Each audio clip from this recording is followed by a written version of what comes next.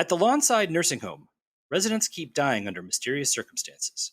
Can Barnaby solve the case while also painting his new home? Can this guy juggle or what? We're talking about the morality of mercy killings. The history of euthanasia. And can Joyce make toast on this episode of Welcome to Midsomer.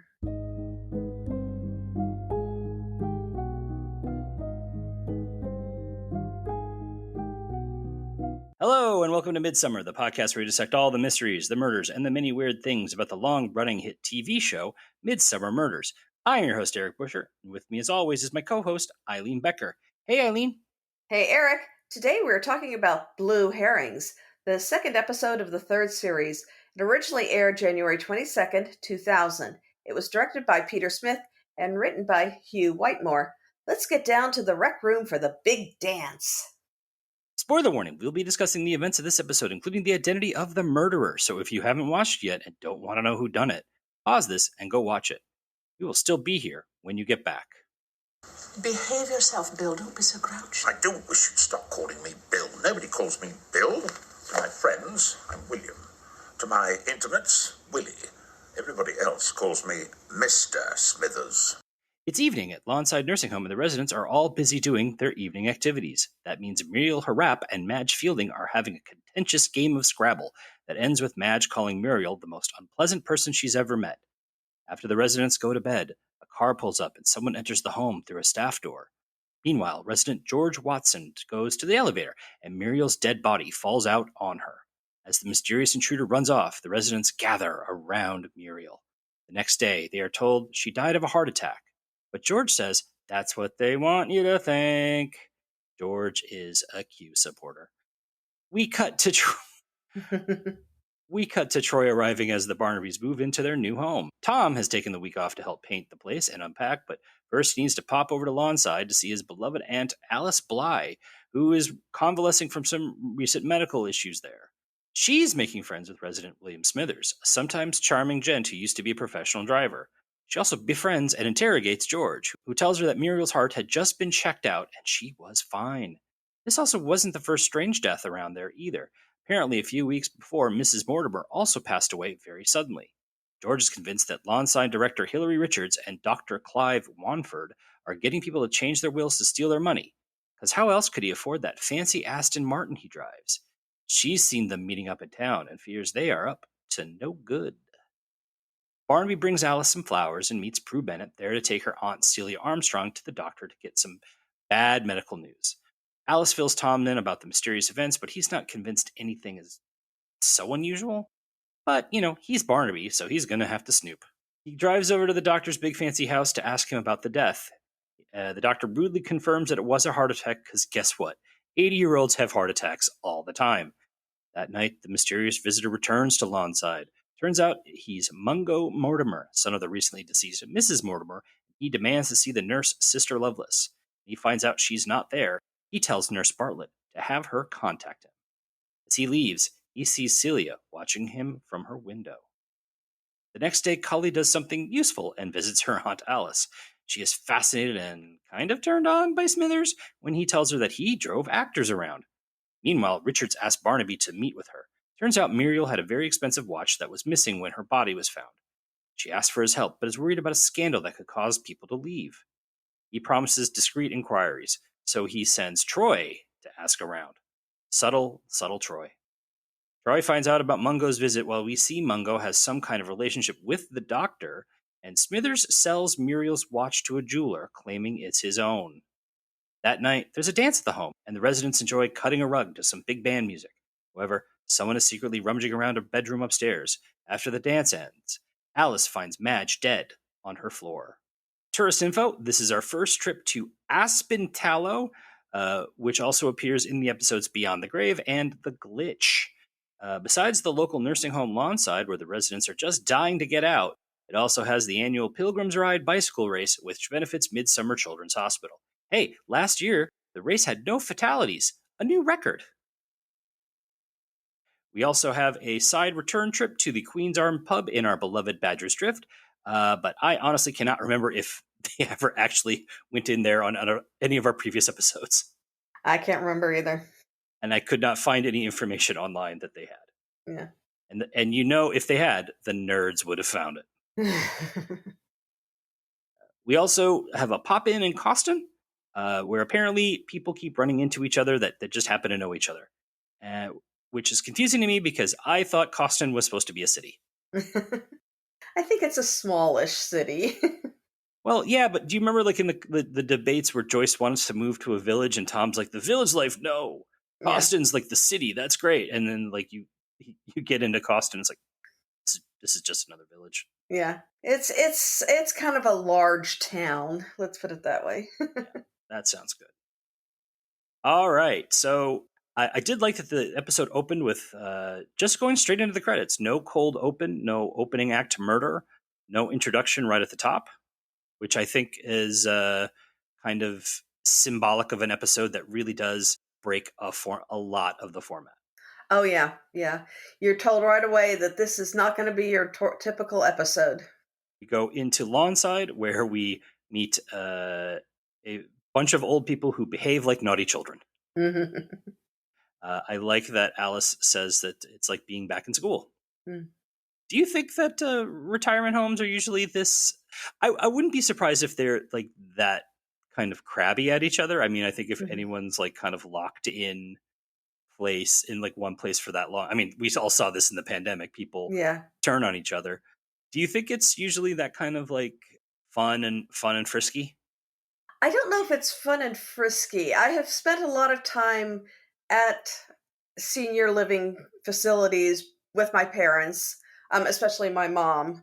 My dad was more in an Alzheimer's wing of a hospital, but when I was at these senior facilities with my mom, you saw that these cliques were developing. You know, the people who were always the snitches who would like get mad when you brought your dog in to visit your mom, or there were people who were strictures for the rules and knew them, and people who were like, I'm just here to like do the best I can. Yeah. Were they also always as dark as this place was? No, they weren't. They tended to be more modern, more contemporary. But they tended to go with brighter colors and more windows. Lawnside really needed to open a few curtains. Yeah, like no wonder that place is so like it felt oppressive and depressing from the very start. Yeah. As the episode went on, and I just kept noticing it's just always dark, even when it's day. It's like, why don't they open the curtains? It seemed so depressing. Yeah. You kind of see why they spent time outside when they could during the day. Well, it seemed like it gave me a really like a cuckoo's nest feel. Mm-hmm. That sort of, especially when you see sort of some of these patients who seem a little out of it, and they're all kind of shuffling around, but it gave me a little bit of, and then they would all start misbehaving or have that big party, and I'm like, well, maybe we just have an animal house. Maybe we go from cuckoo's nest to animal house. Yeah. I did like the fact that they did show that there were activities that go on at these places, because that is one of the things that they try to do a lot, have, events, special things going on, or people coming in to like do, Irish dancing around St. Patrick's Day. That was really cool with my mom's place, or like the local theater company come in and do some singing and stuff like that. It's, there's usually a lot of activities that go on in these places. I did like I liked the dance scene, where they're all sort of, they're all kind of cutting the rug. I loved the close up. There's like at one point there's a close up of someone like, I think they were doing the Lindy Hop, but just like a close up of their feet. I'm like, I think they brought in a professional for that. I did, as usual. I did like the filming. The cinematography again was top notch here. Yeah. What I did not like was, and part of this is just at this time of Midsomer, the casting was not quite so colorblind, or diverse, and all the women look alike. All the older women had the same hairstyle. At one point, we get a close up of Alice, and I thought it was a completely different woman for like the first 5 minutes. I had some trouble because there are the younger women, Prue and Sister Lovelace have the same hairstyle, very similar hairstyle, so that's a little confusing, and their face structure is a bit the same. And then Nurse Bartlett and Miss Richards had a very similar haircut, so that confused me the first time I watched it. So yeah, there's some confusion even with the younger people Yeah. in the cast. Yeah, it was just, I believe, like, especially at the beginning when you see Alice reading a book and Hmm. looking out her window, and then you see George walking down the hall, and I was like, wait, isn't that the same? Is that not the same? What? They have the same hair. What's going on? 3 deaths in a week does seem a bit high. It can be, but as the doctor, who, let's face it, is a jerk, but there are times when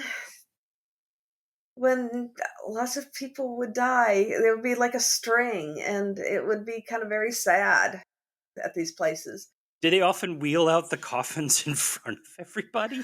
They tended to go through a back way. I mean, because these were specially designed. The lawn side looked like more of an old house that was converted into one. It did have It didn't have one door.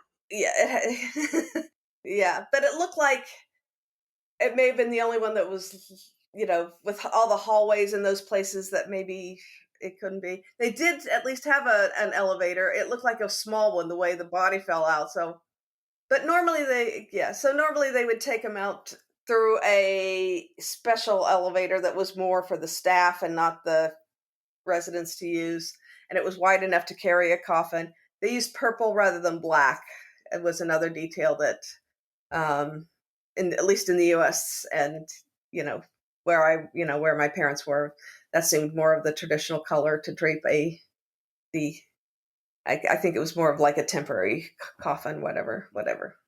Do you think that florist and the coffin maker their businesses are just right outside the door? Yeah, they can't be too far away. They make good business there. And you see that with, if you know where the funeral homes are in your area, there tends to be florists not too far away. I liked when Barnaby went to the florist. She's like, I do a lot of business for Lawnside. I'm like, why would you tell him that? That's so mean. Well, she did catch herself. Still, it's just like, little callous. Yeah. We had some great lines in the first half. Some of the ones that I like to call out was a lot of them came from Smithers. Mm-hmm. He called one of the nurses Sister Fatface. Yeah. A real lover of women, that Smithers. The creme de la creme. But he also had that beautiful line. I thought, the strangest thing about getting old, you become invisible. Another old fart in a cheap sports jacket. That whole speech I thought was really well done. Beautifully written, beautifully performed. You really felt that Nigel Davenport really felt that really rung true. And it does. I mean, as I'm getting older, you do become invisible. Didn't stop him from trying to hit on Gully. Yeah, he kind of reminded me of some of the one particular older gentleman in the Alzheimer's wing where my dad was, who was always hitting on my mom. So that was interesting. Animal House. Do, animal. And at one point, the doctor called Mungo Old Cock. Yeah. I have never heard that as a nickname. I hadn't either. It must have been that private school, that British private school mentality. Yeah, they do that where they give each other nicknames and stuff. Speaking of nicknames, so Mungo, Mm-hmm. Mungo Mortimer. At first, I'm watching it going, they named a guy Mungo, and everyone's acting like it's super, super weird. And then I looked, and it's like, it is a classic Scottish name. There's a number of high-profile Scots named Mungo. So then I'm kind of going, why is everyone thinking this is weird? I think it's mainly Troy who's thinking that it's weird, but Troy thinks anything that's not, straight down the line traditional is weird. There's a couple of moments where Barnaby says the name Mungo, and he gets this look on his face. It's like, yeah, someone named their kid Mungo. I wonder, and if we have any Scottish listeners, has the name Mungo gone up or gone down since Blazing Saddles? I'm not making fun of the name, but just I think in America when we think Mungo, we think Yeah. Blazing Saddles, big dumb, super strong guy. Yeah. So I'm just curious. Then we had I just want to call out when George finds Muriel's body. And she has that weird sort of scream. I was like, oh, that's a unique choice.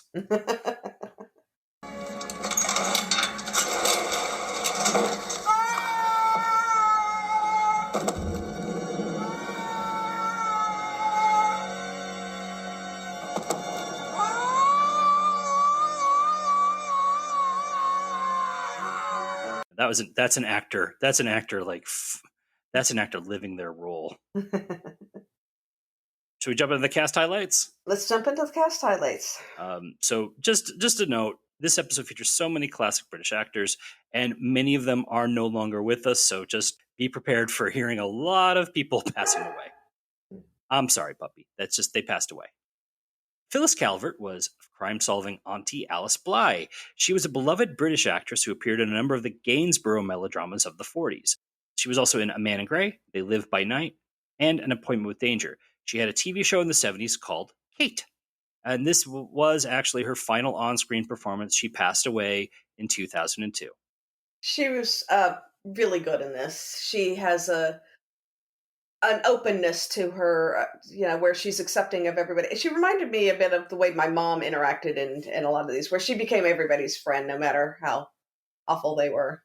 She was delightful, and I think they were kind of setting her up to being able to be a character that could come back every once in a while, and I think just her passing away affected that. Geoffrey Bayldon was neat freak Arthur Pruitt. Bayldon appeared in Catweasel, Worzel Gummidge, To Sir with Love, the original Casino Royale, Born to Boogie, and the Hammer Horrors classics Dracula and Frankenstein Must Be Destroyed. He appeared in the Tom Baker Doctor Who series and played the first Doctor in several audio productions. In fact, he was one of the original actors offered the role of Doctor Who back in 1963. Now, his final role was in the 2010 film Love Loss, and he passed away in 2017. Mary Wimbush was the Queen Mother's best friend, George Watson. She had a lengthy career both on screen and on the radio. She won the Sony Award for Best Actress in 1991, which is kind of like the audio Oscars. She was also nominated for a BAFTA for her supporting role in Oh, What a Lovely War, which was Richard Attenborough's directorial debut. Me say words good. She was Julia Pargeter, last of the Pargeters, on the radio drama The Archers from 1992 until her death in 2005. Gudrun Ur was doomed Celia Armstrong. She's a Scottish actress who also performed as Anne Gudrun. Her first major acting role was in 1952 playing Desdemona on stage opposite Orson Welles in his acclaimed production of Othello. She's not in the film version, though. Her best-known role was as Super Nan in the Super Nan children's series that won an international Emmy. Her final on-screen performance was on Casualty in 2009, and she passed away just this year in 2024. Sam Beasley was Jack Warden lookalike Cyril Toft. He started acting as a teen and performed with John Gielgud in several Shakespeare productions, but a bad review made him think he wasn't any good, so he quit acting for a while. He then went on to serve with distinction in World War II, and following the war owned an antiques shop until he retired in 1973. Then he went back to acting and appeared in Madame Suzatska, Pride and Prejudice, Torchwood, Johnny English, and Harry Potter and the Order of the Phoenix. He took up painting in his 90s and passed away in 2017 at 101 years young. In fact, he is one of only two Harry Potter actors to reach the age of 100, the other being Marjorie Mason. We'll talk about her when we do Ghosts of Christmas Past. Colin Tierney was doting son Mungo Mortimer. He's had regular roles in Cracker, DCI Banks, Coronation Street, and EastEnders. He also did narration work for the documentary series Air Crash Confidential and Mafia's Greatest Hits. Now, most recently, he was in Mr. Bates vs. the Post Office.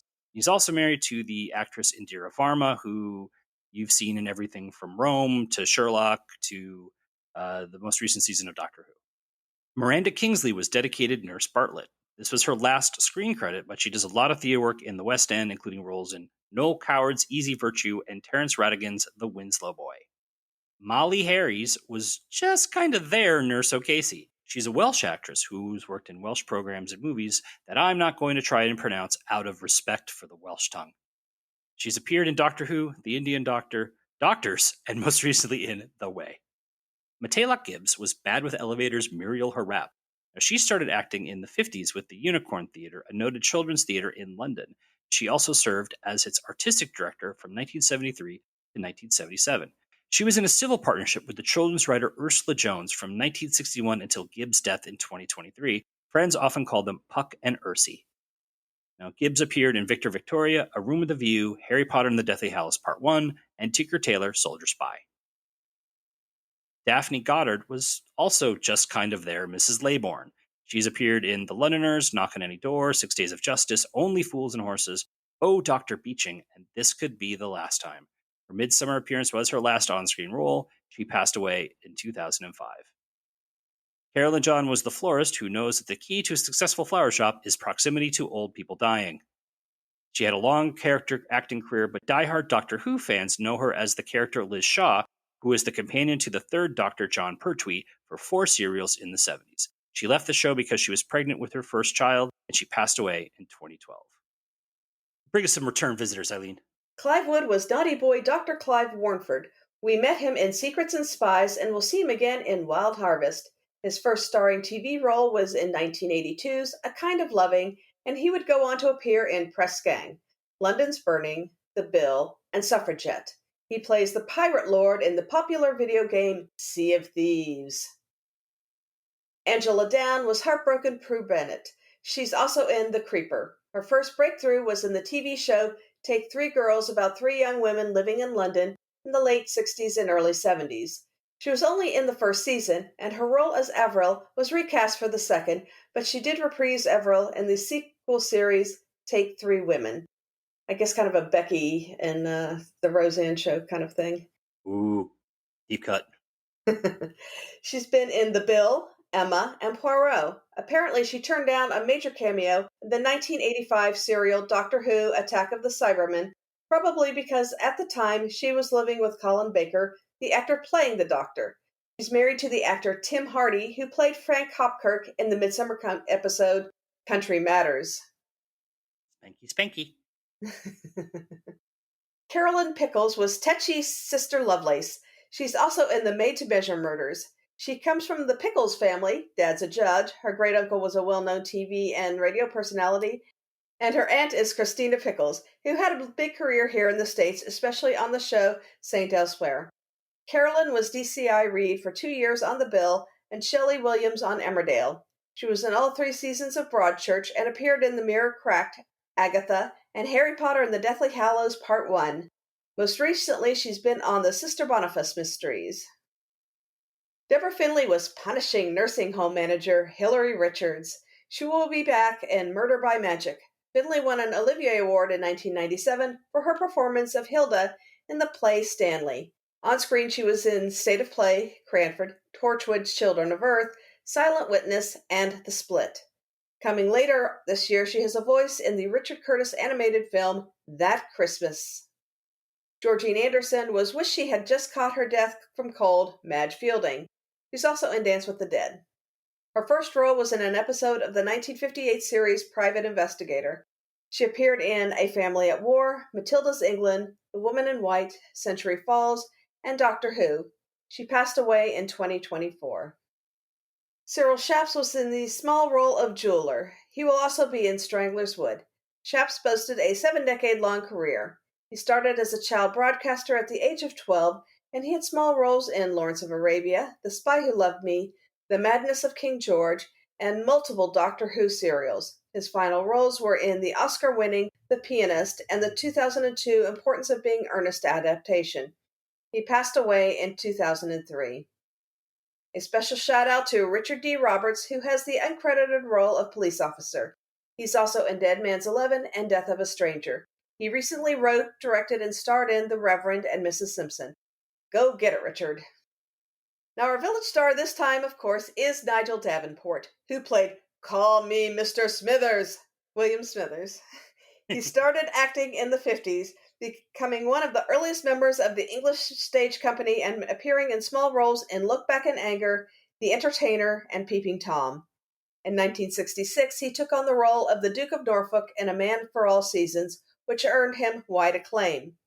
He was originally cast to be the voice of Hal in 2001: A Space Odyssey, even reading the lines off camera for the actors during filming. But Kubrick thought his English accent was too distracting, and he was let go after a few weeks.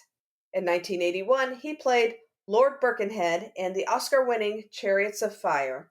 He also appeared in Mary Queen of Scots, Nighthawks, and A High Wind in Jamaica. He retired soon after this episode because he said he could no longer remember his lines, and passed away in 2013. His son Jack Davenport is also a very successful actor. He's just one of those actors that you see in everything and you know him and you go, that guy. He's really good. Yeah. He's a solid character actor. Again, so many of the performers are like solid character actors who have just these incredible bodies of work, just not recognizable household names, at least here in the States. Davenport is just a standout because he's given sort of the meatiest role, I think, in many ways. This kind of the mischievous imp, the guy who's just wants to keep living his life like he used to and he can't do it, and it's frustration. Someone who's like, he's also plays it so well, like someone who's so charming with women, and yet if he doesn't think they're useful or he's had his way with them, he's very disdainful towards them. Yeah, he plays the role so well. It's very well written. John Nettles mentioned in a video I watched about this episode that the scriptwriter on this one is a well-known playwright in the UK, and I think you can tell because the dialogue is so well done, and the actors really seem to relish the lines that they are given, and especially Davenport in this one. And it's just, I think he does a fantastic job, and he manages the charm, a little bit of sliminess, but also the pathos of his character. I didn't think slimy so much as just, older white guy who thinks he thinks he's still like the charming, sexy guy from 40 years ago. Again, he's just trying to relive his youth in so many ways, and he was probably a philanderer, and I love that he stole the car. But there's the bitterness in it when it's just like, I'm invisible. I just wanted to live. I just wanted a taste of what I used to have. Yeah. Eileen and I, as we, we're not, I won't give our ages. We're not spring chickens, and I think we would both agree that, there is a frustration of, as you get older, being able to do less and less of the things you can do that you used to do. Yeah.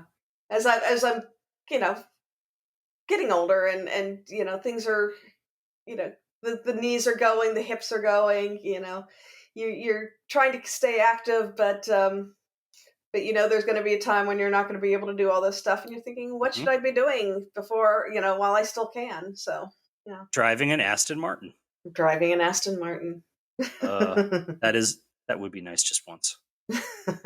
Maybe not on the Midsomer roads. I drove a Porsche once, and it was so nerve-wracking that it wasn't enjoyable at all.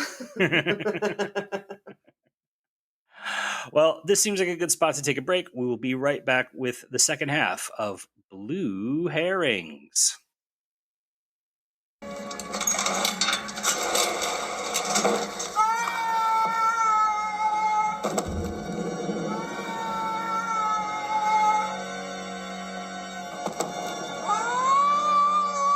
And we're back. Let's talk about the second half of Blue Herrings.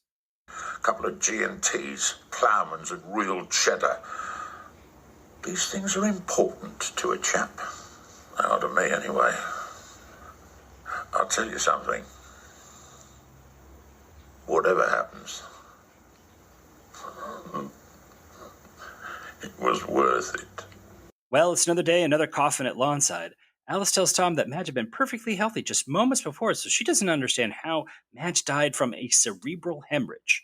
Barnaby is getting a weird feeling about all of this, so he asks Troy to look into things, by which Troy took that as means to have tea with the residents, and everything seems really nice as they all, poke and prod him, until Arthur Pruitt finds out Troy's a policeman and acts suspiciously. That night, there's another mysterious visitor, and Alice hears what sounds like someone struggling. When she investigates, she finds an earring on the floor. The next day, it is announced that Celia passed away during the night. Alice calls Barnaby and says she knows who did it. She tells him the hot goss about Mungo Mortimer looking around, and Troy confirms he heard the same thing. Mungo says he had nothing to do with any deaths. He just wanted to speak to Lovelace about an argument they had when his mother died. Barnaby tells him to not leave town without informing him. It was super intense. Lovelace confirms that she and Mungo don't like each other. She heard Mungo and his mother arguing because she wouldn't give him large sums of money. So then Mungo approached Lovelace and subtly hinted that she should help him put his mother out of her misery. She replies that if anything suspicious happens to his mom, she'll report it immediately to the police. But she didn't tell anyone else about the conversation because Mungo and the doc are good friends, and she would lose her job. At the home, Arthur approaches Barnaby with a confession. This is the first reveal. Arthur is obsessed with cleanliness, and Madge was a very messy person. Her gross room was offensive to him, so he used the dance as cover to sneak in and try to tidy it up for her.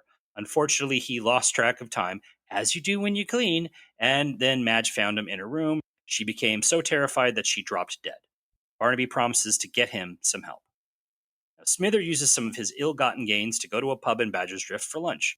While there, he learns that Dr. Wanford lives nearby and has been seen around with his girlfriend, who sounds a lot like Richards. So Smithers wanders over to the doctor's house and sneaks in, finds Richards dressed as a dominatrix punishing the very bad boy. I mean, the doctor. This is a family show, right? Right, yeah. Smither leaves the house laughing and ends up taking the Aston Martin for a spin since they left the keys in the ignition. Unfortunately, he drives a little too fast and ends up in an accident. He does survive, and in the hospital admits to Barnaby that he stole Muriel's watch when he saw that she was dead. He just wanted the money for one more taste of freedom. The detectives find out Mungo's dirty secret. His real name is Morris. He also runs a classic car company, and that's how he knows the doc. He sold him the now wrecked Aston Martin. Mungo admits he borrowed money from the doc because the doc is rich. Well, his wife is rich, and if she found out about his affair with Richards, the doc would be cooked. So in the second reveal, Mungo admits to asking Lovelace to kill his mom, but when she refused, he realized he couldn't do it either. But then his mom just passed away suddenly, and he's been trying to get Lovelace to keep quiet because if she talks about what he suggested, it'll just drag out the probate. Alice finds Prue searching Celia's room, who gets very excited when Alice tells her that she found an earring. That night, Prue returns to the home and begins stalking a terrified Alice around the place. Luckily, Alice managed to get a message to Tom, who raced over to the home. They search the place and find Alice comforting a tearful Prue. And here we get the final reveal. Prue was raised by her aunt and loved her deeply. When she learned Celia was dying from cancer with no chance of recovery, she wanted to spare her aunt the pain and indignities. She suffocated her with a pillow in a mercy killing. However, the guilt has been tearing her apart, and she was looking for Alice just to ask her to not say anything about the earring. She doesn't know if what she did was right or wrong, and Tom can only offer a story about he cared for his own dying mother a few years ago. He arrests her, but believes that she will receive leniency for her actions. The next day, Tom tells Joyce that all the other deaths were just natural causes and asks Joyce if Alice can come stay with them for the rest of her convalescence. And let me tell you, Alice could not get the hell out of that place fast enough. So because so much of this hinges on euthanasia and mercy killings, Eileen, you're going to talk about the history of euthanasia in your History Corner. Yes, I am. The term euthanasia comes from the Greek words for easy death, though the word's first written use to mean the killing or allowing the death of a terminally ill person was by Francis Bacon in 1605 in his essays, The Progress of Knowledge. The debate, however, is an ancient one. In ancient Greece and Rome, Socrates, Plato, and Seneca the Elder supported the practice, while the physician Hippocrates wrote that he would not prescribe a deadly drug to please someone, nor give advice that may cause his death. A little ambiguous there. Christianity historically has been against euthanasia, seeing it as murder. In the 13th century, Thomas Aquinas argued that euthanasia contradicted the natural human instinct for survival. Thomas More, in his 1516 work Utopia, deemed it legitimate in the case of incurable diseases as long as permission was granted by priests and magistrates. In 1678, lawyer Caspar Questel published On the Pillow of Which the Dying Should Not Be Deprived, which further sparked the debate. Questel argued against practices, such as removing the pillow beneath the head of a dying person, that were thought to hasten death, arguing that such practices were against the laws of God and man. However, customs such as placing a sick person on the ground to accelerate death were still practiced. Things changed in 1817 with the introduction of morphine, which was followed by the synthesizing of chloroform. In 1870, English schoolteacher Samuel Williams gave a speech at the Birmingham Speculative Club, which argued for the use of chloroform or other anesthesia to deliberately hasten the death of terminally ill patients. The speech was then published, and the debate started in earnest about using modern medical practices to shorten the suffering of a dying patient. In 1885, the American Medical Association came out against the practice, though that hardly ended the debate. In 1906, a bill to legalize euthanasia was introduced to the Ohio legislature, though it failed to pass. A broader and more controversial bill failed to pass in the Iowa legislature later that same year. The debate subsided a bit until the Voluntary Euthanasia Legalization Society was founded in 1935 in the UK. The following year, King George V was given a fatal dose of morphine and cocaine by his physician to hasten his death by cardiorespiratory failure, a secret that was kept for 50 years. There has always been the fear that euthanasia can be abused, especially by eugenicists, as it was by the Nazis in Germany. It is estimated that 300,000 people were murdered by the Nazis for being mentally or physically disabled. The Nazi version of euthanasia runs contrary to the concept of euthanasia in countries such as the US and UK, where it is meant to be a voluntary practice, chosen by the patient to ease the suffering of someone already dying. The debate continues to this day, with various religions and countries arguing against or mostly against euthanasia. In 1957, the Vatican decreed that passive euthanasia, which is the refusal of treatment or withdrawal of life support, was acceptable. The high-profile cases of Karen Ann Quinlan of the 1970s, Nancy Cruzan in the 1980s, and Terry Schiavo in the early 2000s tested whether the life-prolonging devices of someone in a persistent vegetative state could be removed, leading to debates about consent and the patient's wishes. In 1990, the U.S. Congress passed the Patient Self-Determination Act, which required many healthcare institutions to provide information about advanced healthcare directives or living wills to adult patients. In 1991, the book Final Exit, The Practicalities of Self-Deliverance and Assisted Suicide for the Dying by Derek Humphrey was published and reached number 1 on the New York Times bestseller list. In 1999, controversial Dr. Jack Kevorkian was convicted of second-degree murder and the assisted suicide of a man with Lou Gehrig's disease. Today, active voluntary euthanasia is legal in Canada, Belgium, Luxembourg, the Netherlands, New Zealand, Colombia, Portugal, Spain, parts of Australia, and the states of Oregon, Washington, Vermont, Montana, and California in the U.S. In those states, the patient must be able to self-administer the life-ending medication. Passive euthanasia is legal in many more countries, including the U.S., most of Central and South America, most of Europe, India, Thailand, and a few countries in Africa. Both forms of euthanasia are illegal in Russia, Kenya, and Belize. Thanks, Eileen. That sounds like it was probably kind of one of a hard history to sort of research and write. It was. It ties there parts of it that ties into euthanasia, which was a very difficult one to research. But it also is something that, as one gets older and one thinks about what one has witnessed, what one's parents have gone through and everything, one does think about these things. And having a living will is an important part of one's healthcare choices as one gets older. I want to be shot out of a cannon. I want to die in George Clooney's arms. George, if you're listening, can we make this happen? Who knows? Maybe next time I look, I'll see if we get a random download in Lake Como. So this brings us to the discussion of sort of how this episode really breaks the formula, because we have multiple deaths, but only one murder. And that's debatable because John Nettles, in that video I watched, says it's the first episode without a murder. So Midsomer is history.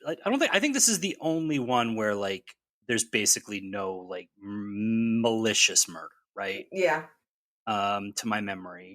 And I found it very interesting, slightly unsatisfying. It was like a bunch of suspicions, maybe powered by elderly people who just, I guess, maybe don't want to admit that their own mortality is coming due.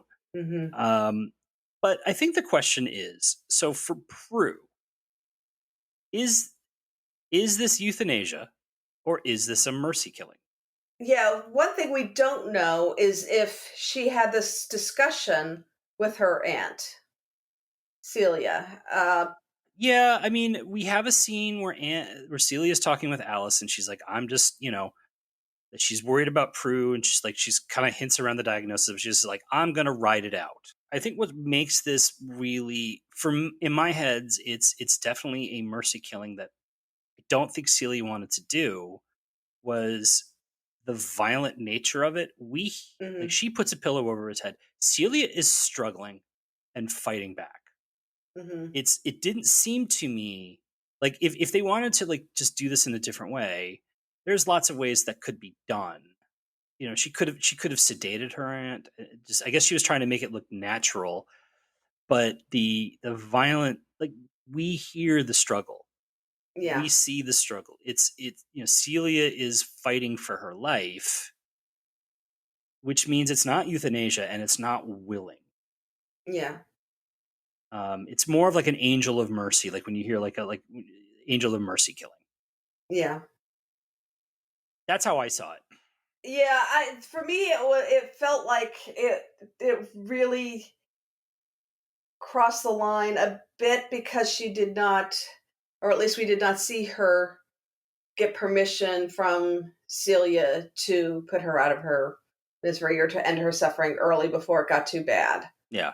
Um, and that is, and I know that she did it with the intent to not let her and get to that point where her life would be full of pain and absolutely unbearable. And, she wanted her to still, have good memories and some peace. But it was a bit, the smothering was a bit violent. I think it's more about like, so Prue's talking about she doesn't want her to have the pain or the indignities of the, but Hmm. that's like, now is that Celia does, like, you don't carry that with you when you die. So she's talking about in some ways her own. There's a moral question here that the show gives no real answer to, and that is Prue right in what she did? I think we can all agree that her intentions are pure. She wants to save her aunt from Mm. pain, but she Yeah. doesn't get approval from her aunt. She does it in a very violent way, and her aunt actually does say the opposite. Like, she wants to hold out for a while. I look at it as she's usurping Celia's autonomy in her own choice, Yeah. which is the dividing line between euthanasia and mercy Yeah. killing. Yeah. I agree that the consent is not there, and that's, for me, takes it to that mercy killing. And I agree that it's not a vicious murder. I mean, It's viciously done, but not viciously intended. yeah. And I do agree with Tom that I think that there will be lenience to her in the court system. I think most people, on a jury would say, yeah, it really straddles that line. She comes to Tom and Alice. She's looking for absolution. Yeah. And Tom really cannot provide it to her. And I actually feel that like Tom's response to that was a little weird, because Tom talks about caring for his mom who was passing a few years ago, and that she was a much like Celia.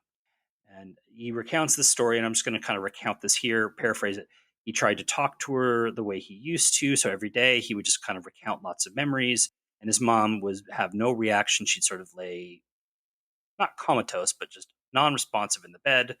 Then Hmm. one day he kissed her on her forehead and told her, I love you. And then she actually responds, I love you too. And that she had heard everything. So he finds it impossible to answer her question. So, which is two things. Tom's mom's medical situation is way different than Celia's. Yeah. And secondly, was Tom thinking of killing his mom? I don't think he was, but I think his experience with his mom made it impossible for him to tell Celia one way or the other whether she was right or wrong. I mean, You can't give absolution in this case. There's no one can give, yeah. because the problem is like no one's going to be able to give her any kind of absolution that Hmm. that would actually mean anything, because she will have to that carry that guilt. Yeah. And I think the actress played it beautifully. Yeah. I think she did a really great performance. The only thing she did weird was after she kills Celia, and she had that shot of her running out of the room, and she has this weird like thing with her hands, where her hands are kind of cupping her face, like like she's screaming, Yeah. and it's like it was a very weird run. Yeah. It was, but I think unfortunately it was because they needed for the earring to drop. Of It was to course, have that clue.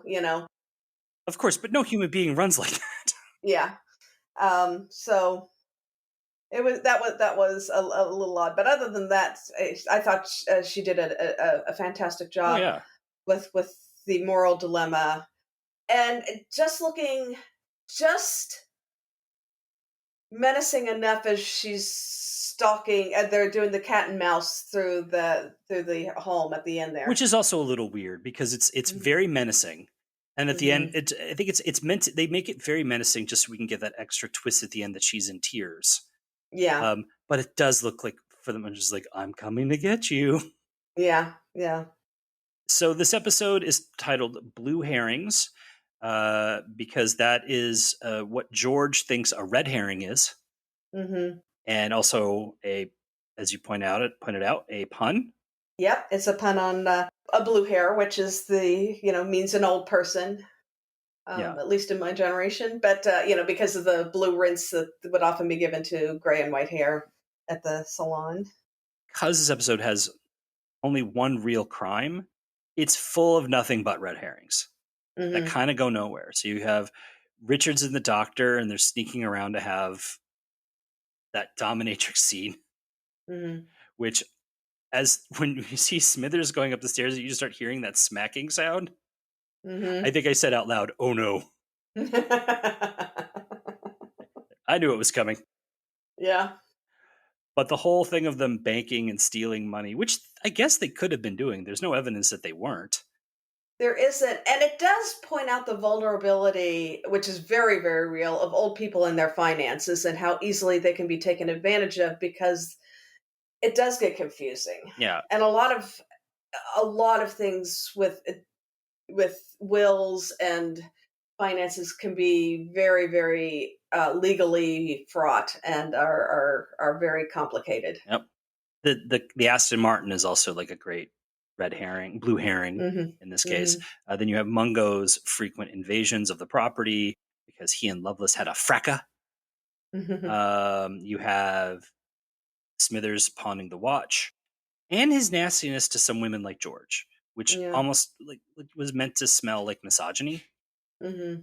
And then Arthur and his cleaning of the room.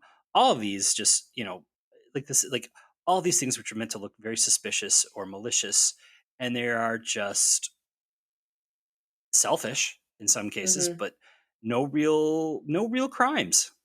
No. Just a crime to our eyes when we had to watch the dominatrix scene. I did like in the final scene where George, not where, yeah, it is true. I did like in the final scene where George and Alice are talking about the blue herring, red herring thing. That George is wearing blue and Alice is wearing red. That's true. A little shout out to the costume person on that one. By the way, in that scene, because that's when Alice is leaving, right? Hmm. How much did you just want George to look out the window and see the Queen Mother just standing there waving at her?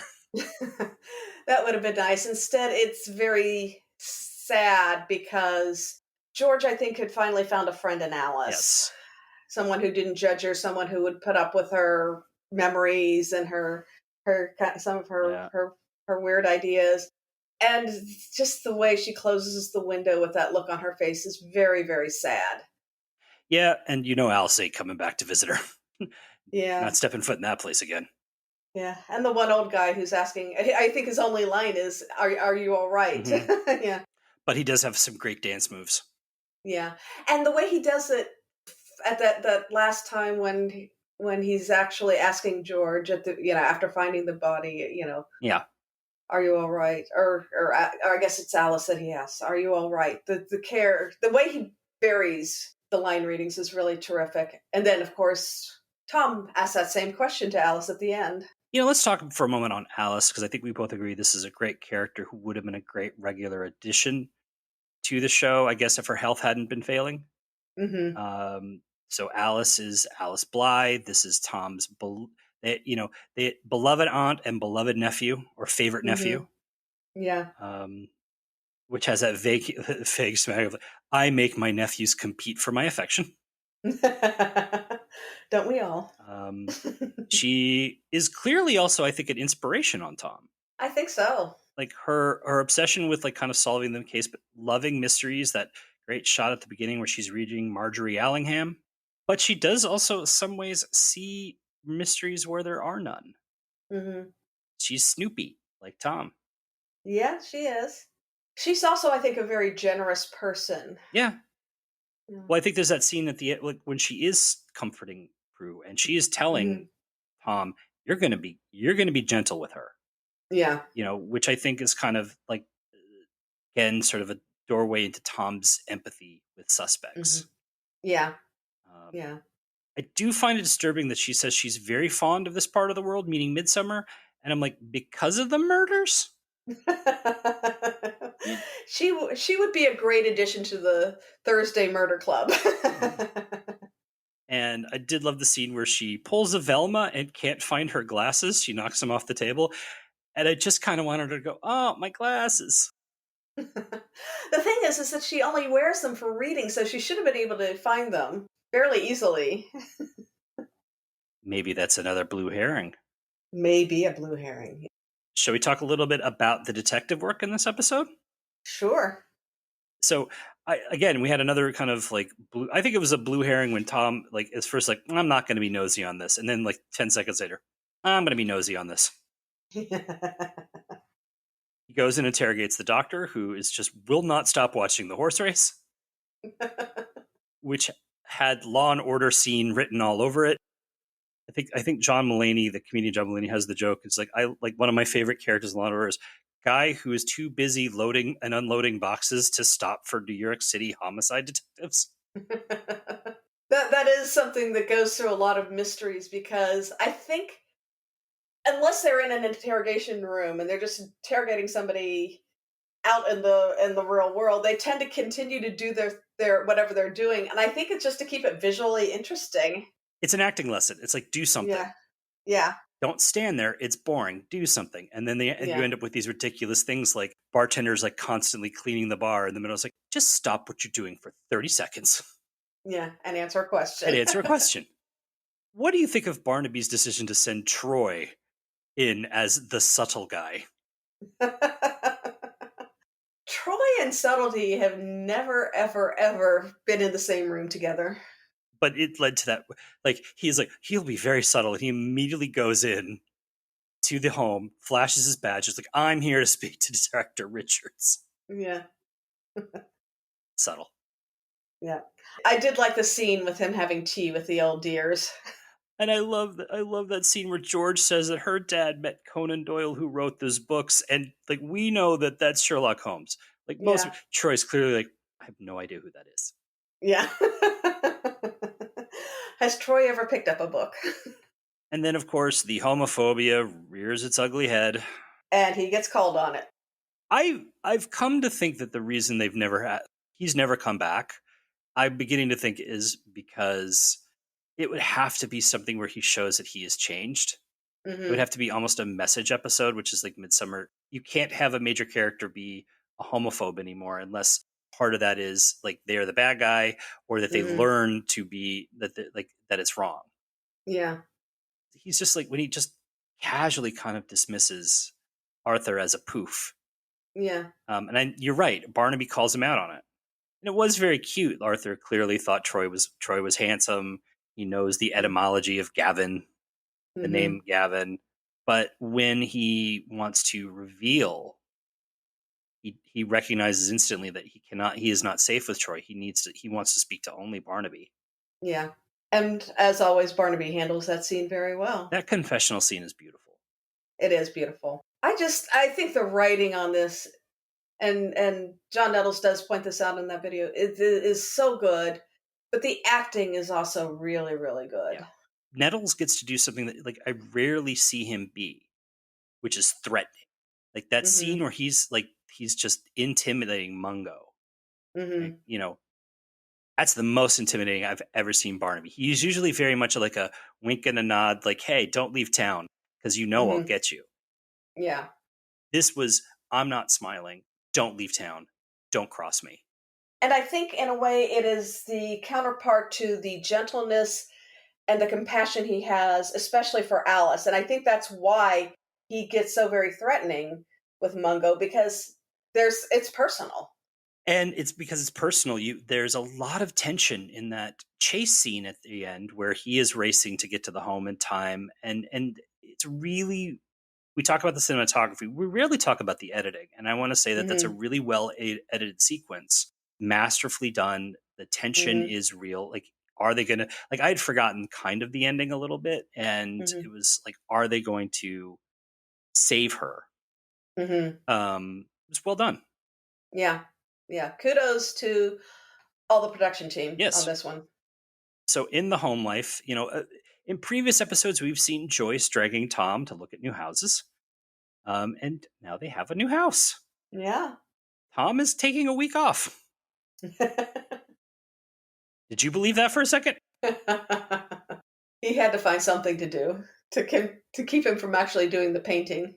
I mean, he did painting for one day, and it's quite clear. It's like, I'm sick of this. I really made a bad choice here. Yeah, yeah. He didn't do a great job because you always do the cutting around the ceiling and the floorboards first before you do the center. Yep. Come on, Tom. I've painted enough walls to know that.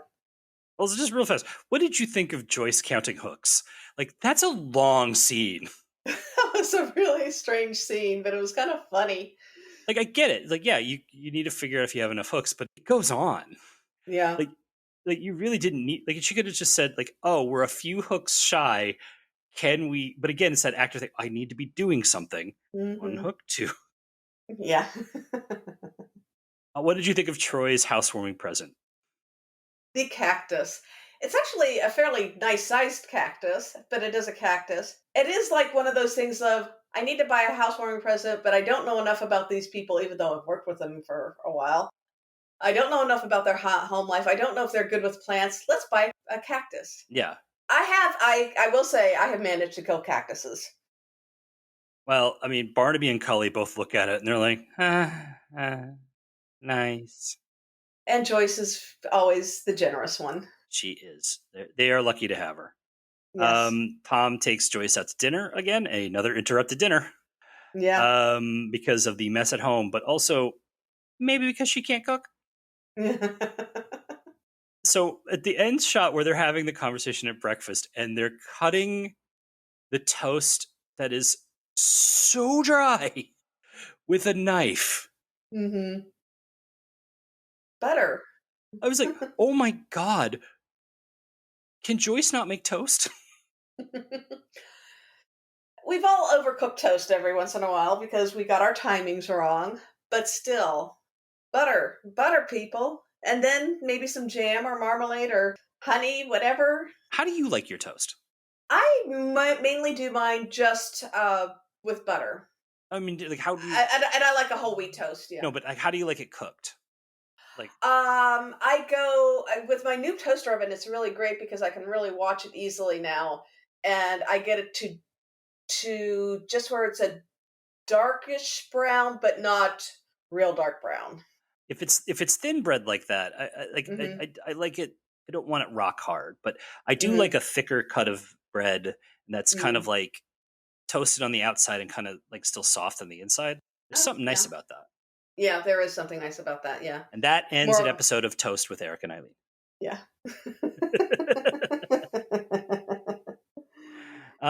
More Cully. Mm-hmm.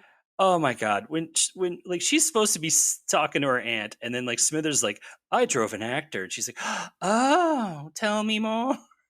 And I did have to look up who Jack Buchanan was, just because he's not as well known in the U.S., but he was very, very well known in the U.K. Yeah, but it's just like she's flirting with him, and I'm like, Yeah. Cully, just no.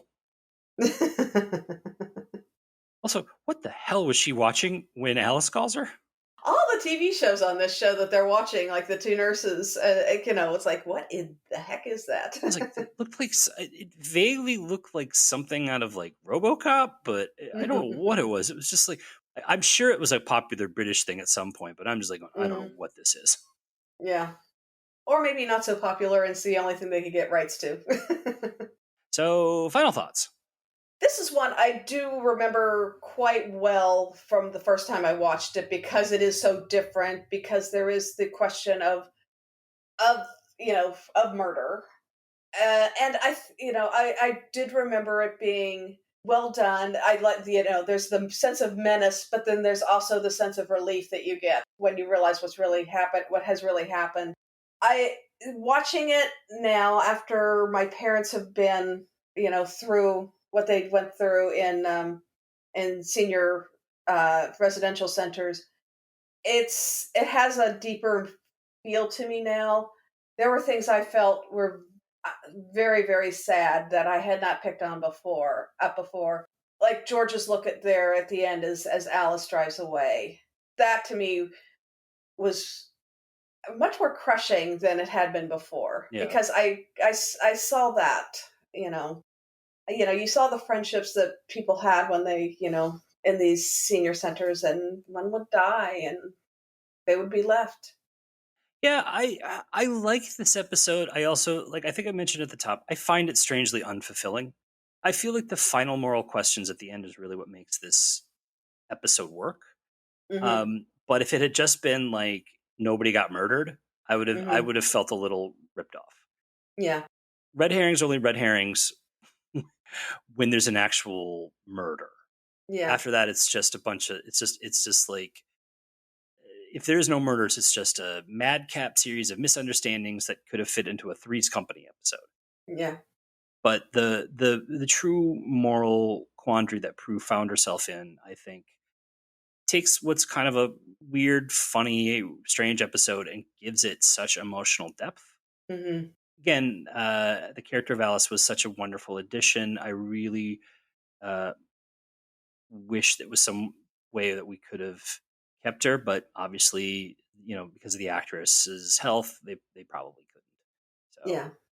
Keep bringing in these great side characters like Alice and Kilmowski, and then we just never get to see them again. Yeah, that's the unfortunate side effect of little kittens growing up to be cats, and we never saw that cat again. We don't know what she did with it. And older actresses, unfortunately, declining in health. But I am glad that we got to see so many of these really great older character actors and actresses in this episode. Yes. And I thought that really added a lot to it, because I think the performances were really terrific. Oh, agreed. And that's everything we wanted to talk about. If you had anything you wanted to discuss about Blue Herrings or Midsomer Murders, please feel free to email us at welcometomidsomer@gmail.com. If you want us to use the email in the show, please say so in the email. Otherwise, we'll just read it, smile, and feel good. Unless you're telling us bad things, in which case, we will cry.